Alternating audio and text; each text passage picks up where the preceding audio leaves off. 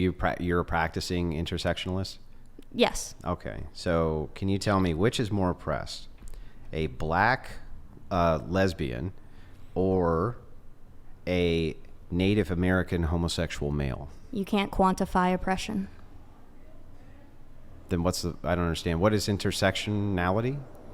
It's understanding the multiple cleavages that make up a person's identity in society. Cleavages? And yeah, not like breasts. Cleavages, like political science word, like social cleavages, like let's say white, man, straight. Those are all different cleavages. So, but just so that we're clear, blacks are not as oppressed as whites. Or, I'm sorry, whites are not as oppressed as blacks, right? In America, I would say no. Whites are not as oppressed as black people in America? In America, yes. Okay, so just so we're clear, inside the United States, black people are oppressed more than white people. Yes. Okay, but I thought you just said that you could not quantify oppression. Yeah, saying something is more than the other doesn't mean you can quantify it. So then how the hell do you know it's true if it can't be quantified?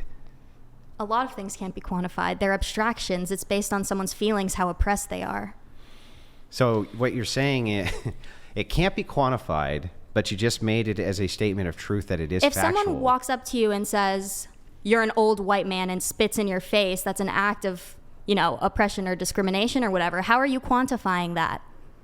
Well, I wouldn't say that I would be more or less oppressed than somebody else, but you just did. You just said this group is more oppressed than this group. That's a quantification after you just got done saying it's something which cannot be quantified. You were comparing two individuals before. No, I said whites. I said blacks in the United States are more oppressed than whites. Yeah, but prior to yes. that, you were saying a black lesbian and a native whatever man or whatever you were about to say. Yeah, I know, but those you are said individuals. Oppression can't be quantified. For individuals. I mean, I would also say that for groups of people, but you can say historically there are trends of which races have been given more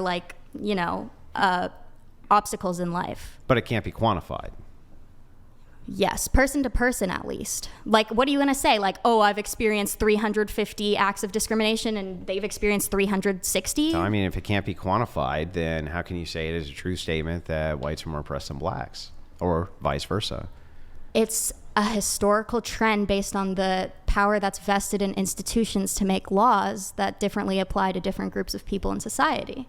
Yeah, I understand the explanation that there were laws which are tailored against this group of people over this group of people. That sounds like you're quantifying it. Okay. What number did I just quantify it with? Well, I don't know, but I would think that if you had X amount of laws that you could count them.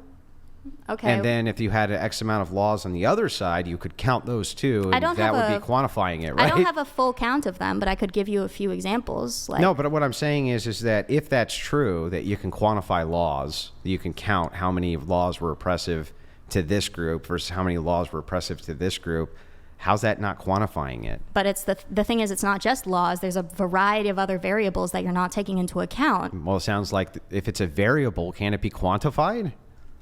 Yes, but you can't quantify all of them because there's just...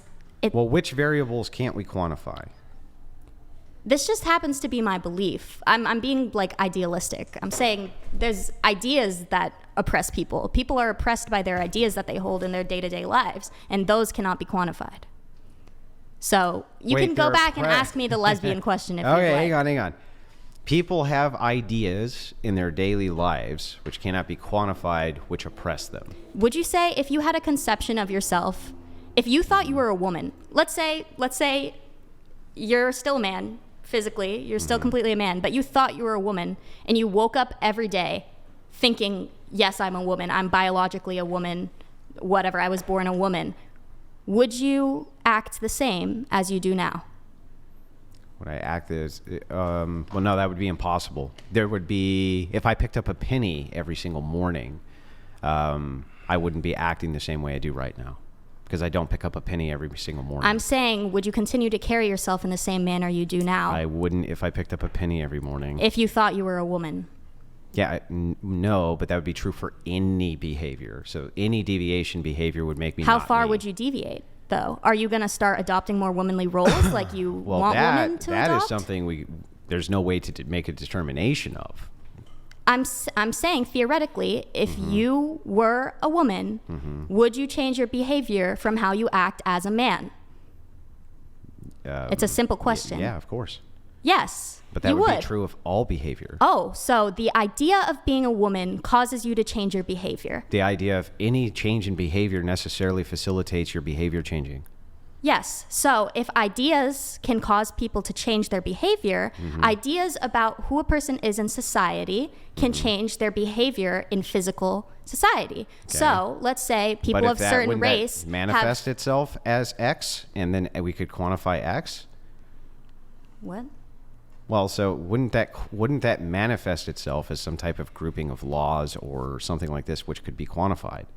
It could after the fact, but I'm saying while it's in someone's head, that can't be fully quantified. Yeah, but I mean that would be basically trivially true about everything on planet Earth. Anything which is inside of your head that would not ordinarily be inside your head, it would be trivially true that you would be different than how you are right now if you thought a different thought than you do right now, regardless of what that was. Yeah, exactly.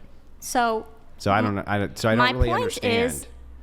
It does sound like oppression can be quantified. Oppression can happen through ideas, which are, you would concede that ideas are not quantifiable. So some forms of oppression, like things which are inside of your own head. Yes, some forms that of can't be oppression, externalized in any way, shape, or form. So therefore, we don't really know anything about them. They can be externalized. Okay, I'm how? speaking right now on my thoughts inside my head and my ideology. Yeah, but I mean, if you were going to say, for instance, that you were a trans black woman, right, and you were like, let's say, a white person. That doesn't make me a trans black woman, right? Yeah, no, but if you could externalize that with behavior, and can we just like count you? So we could quantify then how many of you there are, and then whatever the negative side effects are based on your joined experiences or whatever. It sounds like there's ways you could quantify that. It's not realistic at all. Well, I don't see why, but I feel like we're lost in the sauce at this point. Yeah. So moving on from there, I don't really know where the hell we were going with this, Brian. So I don't think he knew either. Yeah. Well, go ahead. I mean, we were talking about why, okay, you're talking about, I was saying ideas can oppress. Just trying to think of my greater point here. What were we talking about? I'll ask you a question. Flip back in your I can just ask you a question. Yeah, sure. Mm-hmm. So, I mean, you're feminist. If my understanding is correct, your view is that in the United States, there's a patriarchy. Is that correct? Yes. Global patriarchy in all countries, essentially. Perhaps stronger in other countries. Some countries have a stronger patriarchy than others. Yeah. Okay. And are women oppressed under the patriarchy? Yes. Are you oppressed under the patriarchy? Not legally, but yes. So what are some of the ways that you're oppressed? Okay. Ways that I'm oppressed under the patriarchy. Objectification. Let's say, even though it was enacted by another woman, when I came on the show last time, she accused someone of trying to see my no-no zone as a female. If I was a man, I don't think anyone would have accused that at all. Wait, what? That doesn't sound like oppression. That sounds kind of bad for the yeah, that sounds man. Bad for the men, not good for the men. Who that happened yeah, to. it is bad for the men, but what I'm saying is the over-sexualization of women over time has grown to become bad for men. Because well, then how are you? I don't understand. How's that you being oppressed by the patriarchy thing? That's a universal. Every woman is oppressed by the patriarchy in that sense. Or I guess I don't want to. That would be the opposite. Okay, I don't want to say oppressed by the patriarchy. Take this chart and every woman flip it over, right? Every woman experiences sexism in the fact that they're typically seen as objects of attraction before objects of intelligence. What? So I don't. Okay. Like Even I had to come in. usually women are like physical trophies rather than their value is based. You've said this before on the last podcast. Their value is based on their fertility rather than their intellect. That is one value. Okay. For attractiveness. The patriarchy. Mm-hmm. How does the patriarchy impact me? Yeah. Oppress you. Oppress you. Based on what we were talking about last time, you guys think that a good woman is a mother, right? And a wife, right? Did we even make that I'm argument? not sure that. No, there could be good women who cannot be mothers. Tons of them. There could be. So yes. what are they supposed to do in life if they don't like get a job? I mean, they can do all sorts of things in life absent having a job. I mean, they can still be married and still be taken care of by their husbands, and they could still adopt. They could do all sorts of things. Okay, but I'm saying, like, you think that a woman's role is to be a caretaker in the home.